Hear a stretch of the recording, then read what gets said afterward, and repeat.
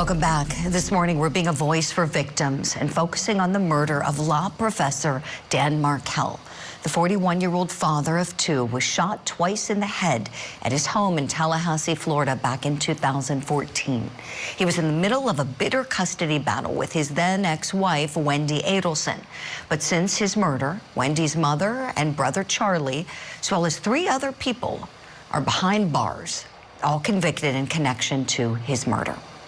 But his ex-wife, Wendy, remains a free woman. According to former Palm Beach County State Attorney Dave Ehrenberg, Wendy could face charges with the holiday season. I predict that Wendy will be indicted by Thanksgiving. That's my prediction. I don't have any inside information, but if you watched the trial closely, which you did, you can see that Wendy was a featured player. And after the verdict, the jury foreperson came out and said that Wendy, who was the ex-wife here, deserved to be next. So while Wendy watch, so to speak, rolls on, her mama Donna is adjusting to life behind bars. We've got a new video to show you of Donna being transported to her sentencing earlier this month, and she appears to be in good spirits there, although she received a sentence of life in prison without parole for the murder of her former son-in-law, Dan Markel. So we're asking this morning, after 5 convictions, has justice truly been served for Dan Markel? Or is the justice incomplete at this point? I want to bring in 2 people who knew him well. 2 of his former students, now both successful practicing attorneys, Joanna Nieves and Luis Baptiste. Good morning to you both.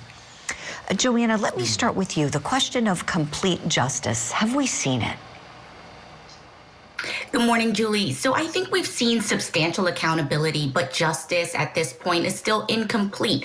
I think that when you have something so emotionally charged at the center of this all, the custody battle, the relocation, the children, you think Wendy. And so the story just feels like there's a void. And I think many people are hoping to see the full picture. Yes. Luis, same question to you, please. Is this complete justice at this point in time? No, I think we have not seen complete justice. I think until every person that played a role in Dan Markel's death is held accountable, no matter how big or small the role was, we won't see justice. Until everyone who took a father away from his 2 boys is in prison, there won't be justice. I'm in agreement with you. I want to focus on Dan Markel, and he's been gone a long time. When we think back, this justice for him, has been slow moving at points, seems to have stalled at points. But 2014, he was killed.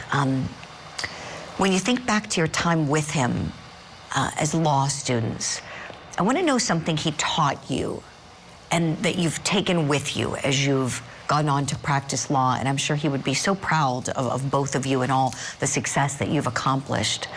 Luis, what's one thing that he taught you that's been really important for you in the practice of law? I think he taught me to be relentless. If we look at Professor Markel's career, he was a scholar in many fields. We know his blog, Prof's blog, with his editorials in the New York Times, with his pedigree and his education, he never stopped. He kept pushing. When I spent time at his office, that's what he was talking about, being better, being sharper. And so every day I try to be better and be sharper, because Professor Markel could have just been comfortable. He had accomplished enough, but he didn't. He still aspired to do so much more. And that's what was taken from the world, the so much more that he would have done.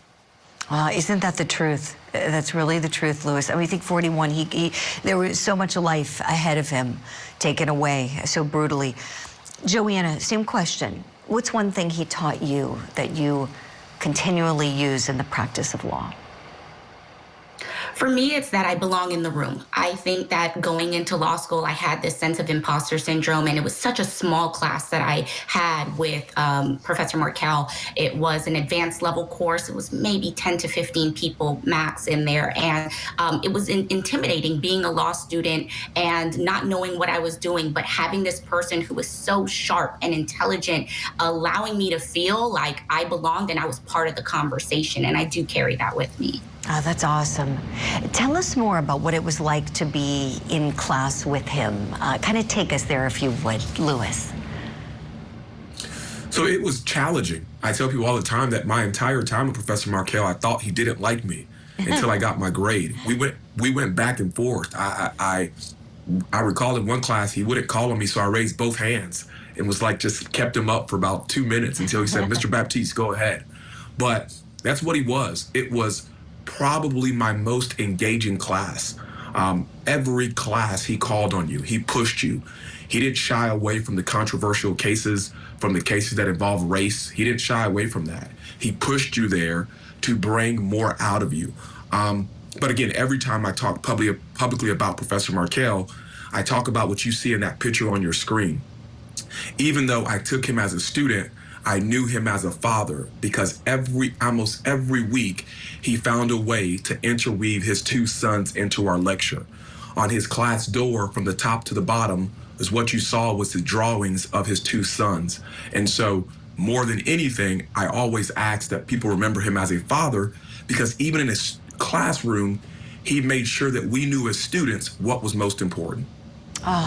Lewis, thank you so much for saying that. I would love for his teenage boys, they're now teenagers, to see this clip from this show and what you just shared about them, how they were always top of mind and always in his heart with everything he did. Thank you for that.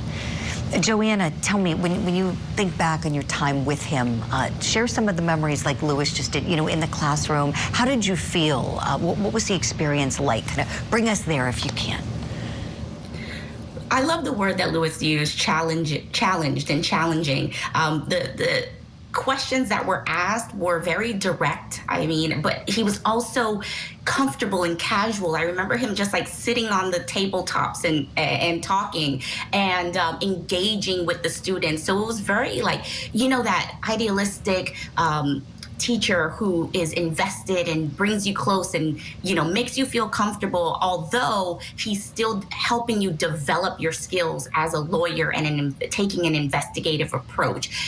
He was not easy, but he was definitely an engaging and kind, but really I think the word is he wanted the best for you, so he wouldn't let you off easy. That makes sense. Yeah, sometimes we need people to push us to our zone of work that's just uncomfortable, and you have to experience that discomfort to grow. It seems like he wanted everyone to grow and prosper, and I know he would be so proud of the two of you, how you've grown from law students to very successful practicing attorneys, and we really appreciate you sharing the experiences with him, as we want to keep his memory alive. It's such a tragedy what happened to him. Joanna Nieves, Lewis Baptiste, thank you both so very much. Speak again soon, I hope. Before we go to break, friends at home, we want to remember Dan Markel. We want to show you his picture again. Loving father, prominent scholars you just heard, outstanding professor who loved to challenge his students and really wanted to see the best for them in life. We'll be right back.